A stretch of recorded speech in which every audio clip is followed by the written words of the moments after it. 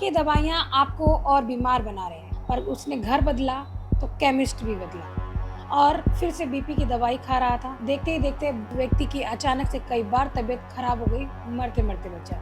तो इन 25 दिन के दौरान मैं 5 बार अस्पताल पहुंच गया। मेरी तबीयत, मेरा बीपी इतना शूट कर गया, 180/100 मेरा बीपी होने लग पड़ा, पल्स 130 तक पहुंच गई। जेन्युइन कंपनीज की दवाइयां भी नकली आ रही हैं, इस बारे में मैंने पढ़ा था। आपने किस डिस्ट्रीब्यूटर से खरीदे थे? एक ही केमिस्ट पे भरोसा कर जाते हैं और दवाइयाँ लेते रहते हैं। नहीं, कंप्लेंट तो मैंने कर दी है मैंने। मेडिकल लाइन में सभी लोग ये चीज़ें जानते हैं कि गड़बड़ियाँ चलती हैं, नकली दवाइयाँ आती हैं। क्या आपकी दवाइयाँ आपको और बीमार बना रहे हैं? नमस्कार, मैं पूनम और आप देख रहे हैं झलको दिल्ली। ये सवाल मैंने आपसे इसलिए पूछा है कि कहीं न कहीं जो दवाइयाँ आप लोग ले रहे हैं, कई बार आपको आपके ऊपर असर नहीं दिखाती और बजाय ठीक होने के और भी बीमार पड़ जाते हैं। एक ऐसा ही हैरत-अंगेज़ कर देने वाला मामला हमारे सामने आया है, जहाँ एक व्यक्ति बड़े ही भरोसे के साथ बीपी की दवाई लंबे समय से खा रहा था। पर उसने घर बदला, तो केमिस्ट भी बदला और फिर से बीपी की दवाई खा रहा था। देखते ही देखते व्यक्ति की अचानक से कई बार तबीयत खराब हो गई, मरते-मरते बचा। आइए पूरा मामला जुड़कर जानते हैं कि आखिर क्या हुआ था उनके साथ और ये कब से शुरू हुआ उनके साथ, अब पूरा मामला, अब उनकी तबीयत में कैसा सुधार है? क्या नाम है सर आपका? मेरा नाम प्रोफेसर अशोक अरोड़ा है। आपके साथ क्या हुआ है? कुछ घटनाक्रम बताएँगे? मैं हाइपरटेंशन का मरीज हूँ। बीपी की दवाई पिछले करीब 40 साल से मैं दवाई ले रहा हूँ और मैं ठीक रह रहा था। तो अभी फ़िलहाल हाल की बात है कि हमने जब घर चेंज किया, तो हमारे घर के पास ही एक केमिस्ट था। तो मैंने पहले जिस केमिस्ट से दवाई लेता था, उसकी बजाय मैंने उससे बीपी की दवाई ले ली, मेटटेक्सल 25, जो मैं रेगुलर ले रहा था। उससे जो क्या आपको डॉक्टर ने प्रिस्क्राइब की हुई है? प्रिस्क्राइब की हुई थी जी। दवाइयाँ। मैं उससे मेरा जो पल्स है वो कम रहती थी, मतलब बढ़ती नहीं थी पल्स। तो वो उसने केमिस्ट के पास मैं गया, तो मैंने उसे बोला कि मुझे ये दवाई दे दो। वो कहता है कि ये 2 पत्ते दे दूँ? मैंने कहा 2 पत्ते दे दो। तो उसने 2 पत्ते दिए, दोनों अलग-अलग बैच नंबर के थे। तब तो उस टाइम तो मैंने ध्यान नहीं दिया उस बात का। तो बिल भी मैंने कोई उससे माँगा ही नहीं, क्योंकि लोकल था, तो मैंने दवाई ले ली। उसके बाद वो दवाई मैं लेता रहा। लेने के बाद मैं डेली 1 गोली लेता था। तो वो 1 पत्ता जो है, ये जो मैं दवाई लेता हूँ, उसमें टोटल 20 गोलियाँ हैं। तो 2 पत्ते लिए, मैंने करीब 25 दिन वो दवाई खाई। तो इन 25 दिन के दौरान मैं 5 बार अस्पताल पहुँच गया। जी। मेरी तबीयत, मेरा बीपी इतना शूट कर गया, 180/100 मेरा बीपी होने लग पड़ा, पल्स 130 तक पहुँच गई, जबकि मेरी पल्स तो 60-65, इससे ज़्यादा बढ़ती ही नहीं थी, क्योंकि ये तो दवाई मुझे सूट कर रही थी, मुझे रेगुलर में ले रहा था। तो फिर मुझे वहाँ पे मुझे लेज़िक्स के 4 बार इंजेक्शन लगे बीपी को कंट्रोल करने के लिए। किस अस्पताल में आप दीनदयाल दिए थे? दीनदयाल हॉस्पिटल में मैं गया, 4 बार गया, 5 बार गया मैं इमरजेंसी में। ये मेरे पास सारी पर्चियाँ हैं, जो प्रिस्क्रिप्शंस हैं। तो उसके बाद क्या हुआ, फिर मैं, एक और हमारे फैमिली डॉक्टर हैं, मैं उनके पास गया। तो मैंने कहा कि ऐसे मेरी तो तबीयत तो बहुत ख़राब रह रही है, मैं दवाई तो सूट कर रही थी। वो कहता है कि आप ऐसा करो, केमिस्ट चेंज कर लो। जी। तो मैंने वही दवाई जो मेटेक्सल 25 है, एक और केमिस्ट है मैं यहाँ कृष्णा पार्क में, मैंने उनसे ली सेम दवाई, और बाकी दवाई भी सेम कंटिन्यू रखी, कोई चेंज नहीं है, कुछ नहीं किया। मैं हैरान रह गया। 2 दिन के बाद ही मेरा बीपी बिल्कुल नॉर्मल, बिल्कुल सही, और पल्स भी बिल्कुल 65 पे आ गई। और अब इस बात को भी आज करीब 20-25 दिन हो गए हैं, मैं बिल्कुल ठीक हूँ, मेरा बीपी बिल्कुल ठीक रह रहा है। कई बार तो मैंने दिन में 2 बार बीपी की दवाई लेनी होती है, जो एमकार्ड 5 में 2 बार लेता हूँ, उसको मैं अगर 1 बार भी ले लेता हूँ, तब भी मेरा ठीक रह रहा है। तो फिर मुझे लगा कि ये तो, इसका मतलब मैं जो दवाई ले रहा था वो नकली दवाई थी। फिर उसके लिए मैंने कंप्लेंट डाली ड्रग कंट्रोलर ऑफ दिल्ली को, और उसके साथ ही मैंने फार्मास्यूटिकल कंपनी को भी कंप्लेंट डाली कि इस ड्रग का जो साइड इफ़ेक्ट्स हैं उसके जांच करवाई जाए। तो ये दोनों कंप्लेंट मैं दे चुका हूँ, और मैंने केमिस्ट से भी बात की है, आज ही मैंने बात की केमिस्ट से, कि पूछा कि भाई मैंने जो दवाई आपसे ली थी, तो क्या वो आपने किस डिस्ट्रीब्यूटर से ली थी? कहते हैं हमारे तो रेगुलर डिस्ट्रीब्यूटर है। मैंने कहा वो तो दवाई नकली है। कहता वो तो जांच हो रही है, हमारे पास आए थे ड्रग कंट्रोलर वाले, वो सैंपल उठा के ले गए हैं, वो अब जांच करेंगे कि वो सही है कि गलत है। तो ऐसे में एक सबसे बड़ी बात है अशोक जी, मैं ये जानना चाहूँगी, आप यहाँ कहीं न कहीं नॉलेजेबल थे कि आप बाद में जाके बिल भी लेके आए, और ऐसे न जाने कितने आम इंसान हैं जो एजुकेटेड नहीं है, पढ़े लिखे नहीं है, और पढ़े लिखे होने के बावजूद लोगों को नहीं पता होता कि वो दवाइयाँ कौन-सी ले रहे हैं। किस तरीके से पता किया जाए कि वो दवाइयाँ असली हैं या नकली हैं? थोड़ा जानकारी है क्या आपको इस चीज़ की? इसकी जानकारी ये है कि सबसे पहले ज़रूरी तो है कि बिल लेना। बिल अगर आप बिल ले रहे हो ना, तो केमिस्ट को कहीं न कहीं लगेगा कि मैं बिल दे रहा हूँ, अगर कल को दवाई निकलेगी तो मैं फँसूँगा। मैंने इस केस में बिल नहीं लिया था, लेकिन जब मुझे डाउट हुआ तो मैं केमिस्ट के पास गया, मैंने कहा मैंने आपसे दवाई ली थी, मुझे इसका बिल चाहिए। मैंने उसको तब ये नहीं बताया कि भई मुझे दवाई का साइड इफ़ेक्ट हुआ है या नुकसान हुई है। तो मैंने कहा कि मुझे उसके लिए चाहिए मेडिकल इंश्योरेंस के लिए, तो उसने बिल दे दिया। लेकिन बिल देते भी उसने क्या किया, मुझे 2 बैच थे अलग-अलग, उसने एक ही बैच के दोनों बिल एक ही बैच को 2 पत्ते काट के लिख दिए बिल के अंदर। मैंने कहा दूसरा क्यों नहीं लिखा? कहता है वो दूसरा मुझे रिकॉर्ड में चेक करने पड़ेगा कि हमारे पास है कि नहीं है, ये तो मैंने चेक कर लिया मेरे पास है। तो लेकिन बिल मेरे पास उसने करंट डेटेड का बिल दे दिया। इसलिए मैं सबसे यही कहूँगा कि आप जब भी कोई दवाई लो, बिना बिल के ना लो। अगर आपके लोकल आपके जानकार हैं तब भी बिल के साथ लो। और सेम बड़ी-बड़ी जेन्युइन कंपनीज़ की दवाइयाँ भी नकली आ रही हैं, इस बारे में मैंने पढ़ा था। और जिस केमिस्ट के पास मैं जाता हूँ, तो उस केमिस्ट के पास मैंने देखा कि कोई कस्टमर ही नहीं होता। मैं सुबह जाऊँ, शाम के जाऊँ, कोई कस्टमर नहीं होता। फिर मैंने किसी से पूछा, मैंने कहा इसके पास कस्टमर क्यों नहीं होता? उसने कहा कि ये ना पुराना स्टॉक रखता है। अब देखिए, इतना बड़ा मामला आया और कहीं न कहीं हर व्यक्ति, चाहे भारत हो या विदेश हो, कहीं पर भी हर व्यक्ति कहीं किसी न किसी बीमारी से ग्रसित है और दवाइयाँ भी खा रहा है। और कुछ बीमारियाँ ऐसी हैं जिसमें लंबे समय तक उपचार चलता है, लंबे समय तक व्यक्ति दवाइयाँ लेता है, और कई बार तो ऐसा होता है हम एक ही केमिस्ट पे भरोसा कर जाते हैं और दवाइयाँ लेते रहते हैं, ऐसे में हम बिल भी नहीं लेते हैं। या आप केमिस्ट चेंज कर रहे हैं, अगर आपकी कोई दवाई आपको असर नहीं कर रही, दवाई खाने के बाद आपकी तबीयत बिगड़ती है, तो एक बार अपनी दवाइयों को ज़रूर देखें, उनको ज़रूर जाँच के लिए भेजें, हो सकता है वो दवाइयाँ नकली हों।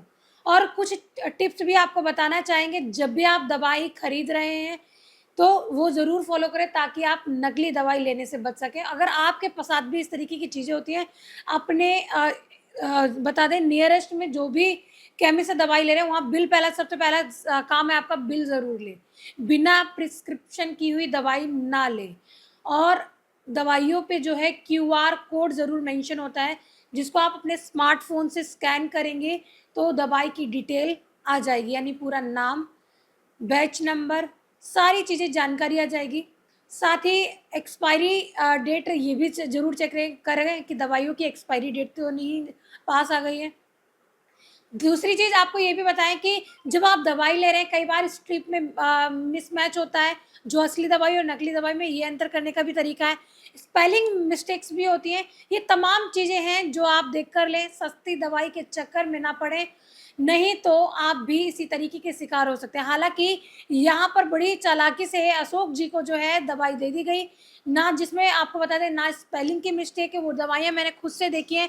और बात करें स्ट्रिप की, तो ये बता दें यहाँ इस जो ओरिजिनल दवाई है उसके अंदर क्यूआर कोड है, पर नकली दवाइयों के अंदर क्यूआर कोड नहीं होते हैं। कई बार ऐसा होता है कि क्यूआर कोड दिखाने के लिए लगाए जाते हैं, ताकि ग्राहक जो है उसको पता ही ना चले असली और नकली में भेद। हेलो, हाँ जी। छाबड़ा मेडिकोज। हाँ जी, बताइए। हाँ, मैं अशोक अरोड़ा बोल रहा हूँ। हाँ जी, बताइए जी। हाँ, वो आपसे वो मेडिसिन ले गया था ना मेटैक्सल, फिर मैं बिल भी लेने आया था आपसे, याद है ना आपको? अच्छा अच्छा, बताइए। हाँ, वो एक्चुअली जो आपकी दवाई है, जो मेटैक्सल के दो स्ट्रिप लिए थे ना मैंने आपसे, हाँ जी। 2 अलग-अलग बैच के थे, तो वो आपने किस डिस्ट्रीब्यूटर से खरीदे थे? ये डिस्ट्रीब्यूटर से खरीदे थे? हाँ, मतलब कौन सा डिस्ट्रीब्यूटर से ली थी दवाई ये वाली? वो तो हमारे पास अलग अलग डिस्ट्रीब्यूटर आते हैं, 4-5 आते हैं। अच्छा, तो आप अपना रिकॉर्ड देखेंगे कि किसने ली है, क्योंकि वो दवाई जो है ना वो नकली दवाई है।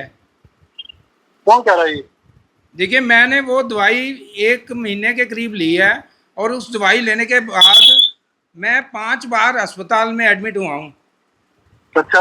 और मतलब उस दवाई लेने का कोई असर ही नहीं हो रहा था मेटैक्सल।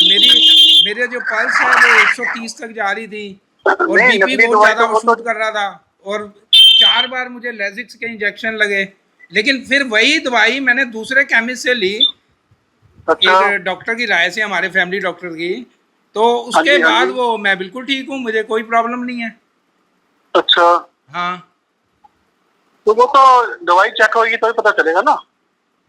अब वो चेक तो तो जांच अब से आई है, इसीलिए वहां तो से मैं चेकिंग आपको होगी। फोन कर रहा हूँ ना, आप उसको डिस्ट्रीब्यूटर से चेक कराओ ना, वो दोनों बैच सर का। हम थोड़ी चेक करेंगे, हमारा काम नहीं है चेक कराने का। हाँ जी।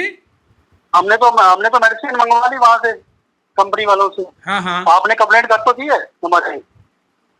नहीं, कंप्लेंट तो मैंने कर दी है मैंने। हाँ हाँ, तो आपने हमारी कंप्लेंट करी है ना कि आपने हमने यहाँ से दी थी आप मेडिसिन, आपको दी थी फोन तो आया था खराब हो कोई? गई। वो हमारी बात हो गई है। हाँ जी। जो आपने कंप्लेंट करी है ना, वो हमारे प्रोसेस चल रहा है अभी, वो आपको पता चल जाएगा। हाँ हाँ। नहीं तो हाँ, तो आप कोई बात आपका नहीं। वो क्या जवाब है, आपका क्या जवाब है, नहीं, आप क्या हमारा कहना जवाब नहीं चाहते है। हो? हमारे यहाँ से सैंपल चला गया, वो अपने आप चेक होके आएगा। सैंपल चला आपने गया, तो वो ले कंप्लेंट गए की। हैं? हाँ, आपने जो कंप्लेंट करी है वो आगे चल रहा है काम। अच्छा। उसमें हमारा कोई रोल नहीं, हमने तो आगे से मंगाई, अब हमने उनको बता दिया हमने यहाँ से मंगाई है, वो कह रहे चेकिंग होगी, बस हम उसमें क्या कर सकते हैं। हाँ हाँ। पर क्योंकि ये उसका मेडिसिन हमारे घर पे थोड़ी मैन्युफैक्चर थोड़ी होती है, वो तो ऑफिस में होती है ना, जहाँ से आया है माल। हाँ हाँ। वो अपने आप चेक पर करेंगे वहाँ पे उनका आपकी ऑफिस। नॉलेज में नहीं थी कि भाई मतलब ये दवाई कुछ ऐसी है जो इससे लेते सर हो वो ऐसे थोड़ी जेन्युइन होता नहीं है, है? हम तो मेडिसिन तो हम रेगुलर बेसिस पे हमारे पास मेडिसिन आती रहती है, तो पहले हमारे साथ पहले इतना कभी कैसे हुआ कंप्लेंट कि ये नहीं आई मेडिसिन थी? आपको कोई? नहीं, हमारे पास कोई कंप्लेंट नहीं आई। हाँ जबकि मेरे फादर भी यही मेडिसिन लेते हैं। हाँ हाँ। ठीक। लेकिन मेरे लेकिन मुझे मेरे तो फादर जो नुकसान, है मुझे यही तो उस मेडिसिन लेते दवाई ने हैं। असर ही नहीं किया ना। सर ऐसा होता है, उसका कोई और रीजन भी हो सकता है, जरूरी नहीं है कि ये नहीं, मेडिसिन की उसको दिक्कत है। और रीजन कोई, क्योंकि मैंने जब चेंज की ना, मैंने दवाई वो आप दूसरी ले ली, तो उसके बाद तो अच्छा, मुझे, मैं बिल्कुल ठीक हूँ, मेरा बीपी भी आप ठीक मेरे को रह रहा है, पल्स भी ठीक आप रह मेरे रही को है। आप मेरे सेम को एक बात दवाई बताओ। मैं मेटेक्सल लेता हूँ, M-Card 5 सवेरे शाम लेता हूँ, बिल्कुल वो सेम ट्रीटमेंट मैंने चालू रखा, और आपके दवाई से असर नहीं कर एक रही मिनट। थी, और दूसरे आपका केमिस्ट की आपका असर कर रही है, उसका क्या हेलो जवाब है आपके पास? सर, आपका क्या कहते हैं, रेजिडेंस आपका आसपास ही है? हाँ जी। आपका रेजिडेंस आसपास ही है क्या, हाँ, नजदीक ही मेरा है शॉप रेजिडेंस के? ये, मैं कृष्णा पार्क में ही रहता हूँ। हाँ, तो अगर आपके पास कभी टाइम हो तो फिर शॉप पे आके बात करना ना, फोन पे ज्यादा बात नहीं हो सकती। अच्छा, कोई बात नहीं, वैसे मैं देखो, मैं तो इस मामले को उठा रहा हूँ, आगे तक कंप्लेंट कर रहा हूँ, और ये आपकी फ़ोन भी मैं रिकॉर्डिंग पे ही है, मैं आपको बता हाँ, दूँ। कोई बात नहीं, हाँ रिकॉर्डिंग जी, कर हाँ लो, जी। कोई दिक्कत नहीं, क्योंकि आपका सैंपल जा चुका है, ड्रग ऑफिस से आए थे, वो ले हाँ जा हाँ। चुके हैं। तो वो आगे फर्दर प्रोसेस होगा तब वो बताएंगे हम। अभी तो कोई चलो फिर मैं बताया आपसे नहीं। मिलता हूँ फिर आपसे। हाँ, कोई बात नहीं, कोई दिक्कत नहीं। ठीक, थैंक यू। अगर मैं बात करूँ इनकी दवाइयों की, तो दवाइयों पे बाकायदा इसमें किस तरीके से जो है क्यूआर कोड मेंशन है, जबकि हमने ऑनलाइन पता किया है तो ये दवाइयाँ नकली ही बताई जा रही हैं। बाकी अभी ड्रग डिपार्टमेंट ने सैंपल जो है कलेक्ट कर लिया है उस केमिस्ट शॉप से। अब देखने वाली बात ये रहेगी कि जाँच में क्या आता है, जाँच का विषय है। और वही बता दें, ये जो रिपोर्ट्स आपको बता दें दीनदयाल में इन्होंने दिखाया, तो दीनदयाल के इनके पेपर्स भी हैं। बीपी के दौरान जब जब इनका बीपी बढ़ा तो रात को जब इनको अर्जेंट में अस्पताल ले जाया गया, उस दौरान के सारे डॉक्यूमेंट्स हैं। और अब बता दें वही दवाइयाँ, यानी इन्होंने जब केमिस्ट बदला तो वही दवाइयाँ इनको असर कर रही हैं। तो कहीं न कहीं दवाइयों में हो सकती है गड़बड़ी, हो सकती है, जहाँ पर साफ तौर पे देखेंगे बिल्कुल सेम टू सेम वही प्रिंटिंग, वही स्पेलिंग, वही क्यूआर कोड, वही स्ट्रिप, जैसे बिल्कुल सेम टू सेम, जिससे सामने वाला अंदाज़ा भी नहीं लगा सकता कि दवाइयों में कोई गड़बड़ी हो सकती है। एक बड़ी बात बता दें, अगर ये बात किसी डॉक्टर ने बोला कि केमिस्ट चेंज करो, तो ये बहुत ही चौंका देने वाली बात है। कहीं न कहीं मेडिकल लाइन में सभी लोग ये चीज़ें जानते हैं कि गड़बड़ियाँ चलती हैं, नकली दवाइयाँ आती हैं, तभी कोई डॉक्टर अपने मरीज को ये कह रहा है कि केमिस्ट चेंज कर लो। ये बहुत बड़ी बात है, जब केमिस्ट चेंज हुआ तो तबीयत भी ठीक हो जाती है। यानी कि अगर आपका डॉक्टर ये बोल रहा है केमिस्ट चेंज करना, तो कहीं न कहीं डॉक्टर को भी पता है इस तरीके की गड़बड़ियाँ चलती हैं। तो ये बहुत ही बड़ा जाँच का विषय है, ताकि किसी आम जनता के साथ, किसी मरीज के साथ जो है जान का खिलवाड़ ना हो। अशोक जी 5 बार मरते-मरते बचे हैं। बता दें काफ़ी कंडीशन क्रिटिकल हो गई थी, परिजनों ने इनके बताया। और अभी बता दें वही दवाइयाँ लेने के बाद इनकी तबीयत बिल्कुल स्टेबल है, जबकि इन्होंने सिर्फ काम क्या किया है, केमिस्ट बन। इस वीडियो को ज़्यादा से ज़्यादा इसलिए शेयर करें ताकि बाकी लोग भी अगर दवाइयाँ ले रहे हैं, चाहे वो बीपी की हो, शुगर की हो, तो वो सतर्क हो जाएँ, जागरूक हो जाएँ। और साथ ही अगर इस तरीके की गड़बड़ियाँ आपके साथ देखने को मिलती हैं, तुरंत एक्शन लें। जिस तरीके से अशोक जी ने कंप्लेंट डाली, इसी तरीके से कंप्लेंट डालें, ताकि जो सैंपल लेकर केमिस्ट शॉप से सैंपल का कलेक्शन और जांच हो सके, ताकि किसी भी आम नागरिक या आम जनता की जान के साथ खिलवाड़ ना। इस वीडियो के बारे में आपकी क्या कुछ राय है, कमेंट सेक्शन में जरूर बताएं। क्या आपके साथ भी कभी इस तरीके की घटना घटित हुई है, कमेंट सेक्शन में जरूर बताएं। इसके साथ ही देखते रहे झलको दिल्ली में, कैमरामैन नरेश के साथ पूनम।